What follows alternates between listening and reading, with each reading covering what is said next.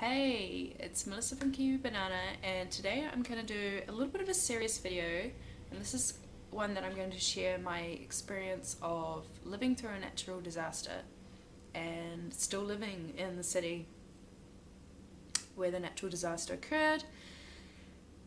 So let's get started.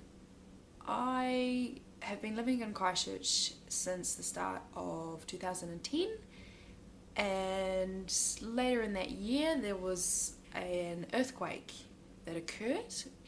It occurred in the evening, and where it was situated, there was a few,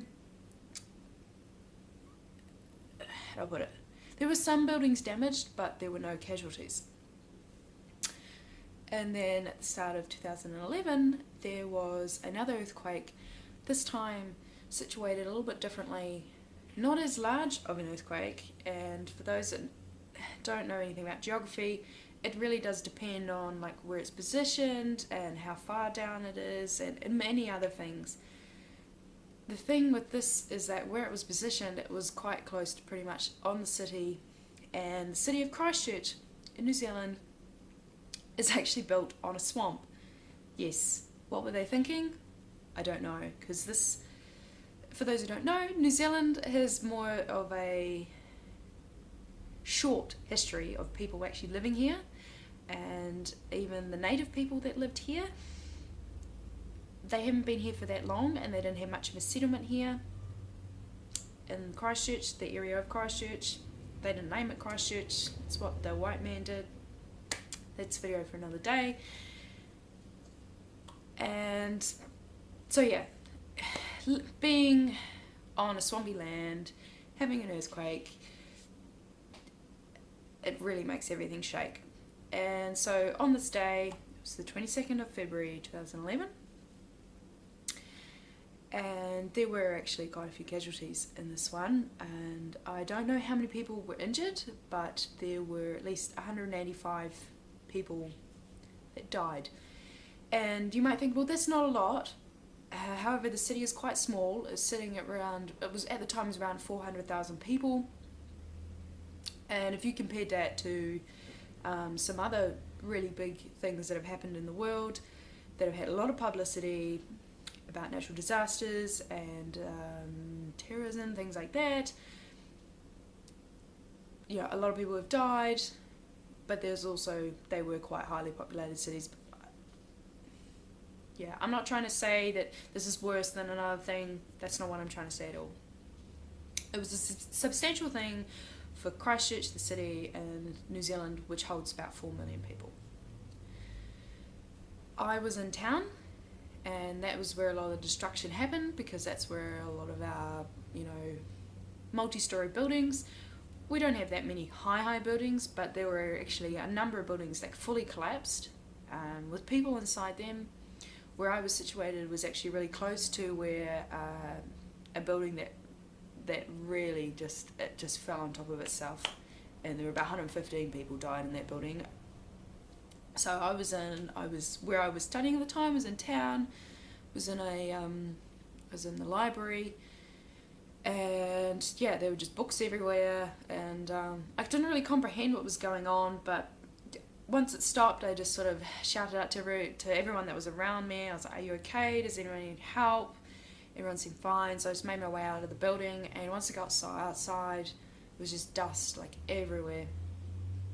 Really, really dusty, and that would have been because of the buildings that had been collapsing around. The building I was in did not collapse, it was good, and I was actually supposed to be, I was going to be upstairs at about the 4th story, but I was running a little bit late, so I'm glad I wasn't up there or in the elevator or on the stairs when that's happened. And I was actually going to go somewhere else around about that time too, which I'm glad I decided not to. The weather wasn't that great when I left in the morning, so I decided I was going to stay there. Anyway, so I then made my way home, because I was going to go into town to see my work colleagues at the time. However, when I looked at like how dusty it was in that area, you know, closer to the city centre, I was like, no, that's probably not a good idea. So I made my way home, I actually ran home for some of it, which is no problem for me. I've been running since I was 16. And then once I got into my suburb where I lived, because for those who don't know, I don't have a car, and I just choose not to. That's a video for another day. And then when I was walking home, I had a few people approach me who had people that they knew that were in town, and they were just like, what's it like in town? My sister's in there. Like I don't know, should I go in there? And I was kind of like, like at the time, I was 18. Like I'd moved out of home, and I'd been out of home for like over a year, just flashing, and I was very much like, I'm not too sure. It didn't look very good in there. It might not be safe. You might not allowed to go in there. And then when I was walking further home, I seen dead people, which is not very nice, of course. And there were still aftershocks happening, and there would be windows breaking around me. So I was even having to walk in the middle of the road, which no one was really driving down those streets at the time, which was okay. Yeah, and then just once I got home, like the building was okay. It's in this flat that I'm in right now. I mean, we've still got cracks all around the place, but it was okay. I mean, it was so devastating as well that there was no power, depending on what suburbs you were in. Sometimes people had no power for weeks. There was no clean water pipes for a long time. I mean, some suburbs for months and months and months had no waste management system occurring, so they'd have to get rid of their bodily, the excretions, whatever, and things like buckets and like the roads. Like some of the roads had fully opened up, and like cars are just going straight in. And the road would be full of water and liquefaction. You don't know what that is. It's kind of like a pushing up of. It's kind of like a soil. It's kind of like a muddy soil, and it just comes up. And it was just like you can kind. It's kind of real sticky. Like if you put your foot in, it'd be kind of like you'd be stuck in it. But yeah, I was seeing some roads where just cars are just going straight in. I mean, so many buildings down. So many people's homes just ripped open. There was pictures of people's who lived on the hills and stuff. I can never forget this image I seen of this house, and this boulder had just come straight through the centre. Like, it was quite a picture. I wonder if I can find it and maybe even pop it in this video for you. Yeah, the boulder's went straight through the house, straight through the middle. You could just see where it had gone through, and to this day we're still trying to rebuild the city. It's taking a really, really long time. I think this is probably the most expensive insurance payout that's ever on record to date in the world so far. There's so many. Our city centre is still no, it doesn't even really exist. I mean, it was closed for, I don't know, maybe even a year. Just there were areas of the city and people have had to move from their homes. They're just not habitable anymore.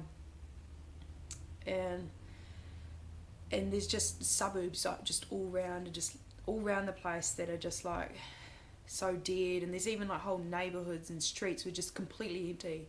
Nobody lives there, but there's just these dormant houses, and everyone's sort of moved away from the seaside of the city and more towards inwards, where there's more stable land. And it's made changes to things like some of our building codes, and so that's been great. And I've learned a lot about it too from this experience of I've learned a lot about people and industries and government and what it does to people. And I'm very lucky, and the people that live here are very lucky that we are living in a country where we're not a developing country, we're not a third world nation. We're reasonably comfortable compared to many other countries out there in the world, but yeah, we still suffered in some form, and there was just some amazing bonding that really happened with people and communities that were formed. Like, it has really changed the city. The city will never be the same again. There's still downsides, obviously, where people were into partying and drinking and stuff. Like, that doesn't exist really here. Like, and there's people who, like, obviously, who come here, who want to work here. Mostly it's tradesmen, because we need them here to help rebuild our city. And because not many women tend to work in those industries, we're having huge influxes of men coming in, and there's like huge gender imbalances and of like people who, especially people who are straight or whatever, in the dating scene, and so there's that sort of things. But yeah, and it's really sad that those people died. I was very lucky that I didn't know anybody personally who passed away. But yeah, it was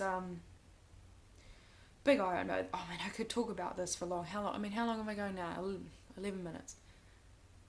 So I think I probably should finish it here. But yeah, let me know if you live in Christchurch, or you were living in Christchurch at the time, and just share your experience down below if you want. It was, yeah, I was very appreciative. Jesus, is that even a word? I was very grateful that, because of my age and where I was at in my stage in life, I was just a student. I didn't have many assets. I was not like I owned a home.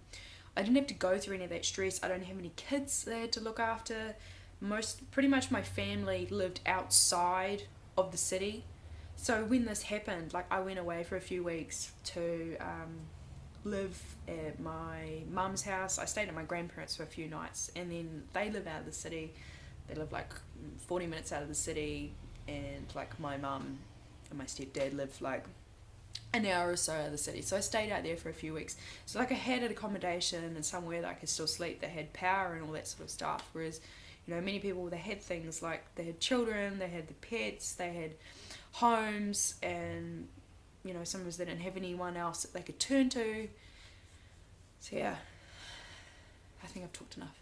But yeah, so I just share my experience of what it was like living through a natural disaster, and still living in the city that's still trying to rebuild itself. And yeah, it's been interesting, and I thought I'd just share that experience with you today. And I hope you've done something that makes you happy today. See ya!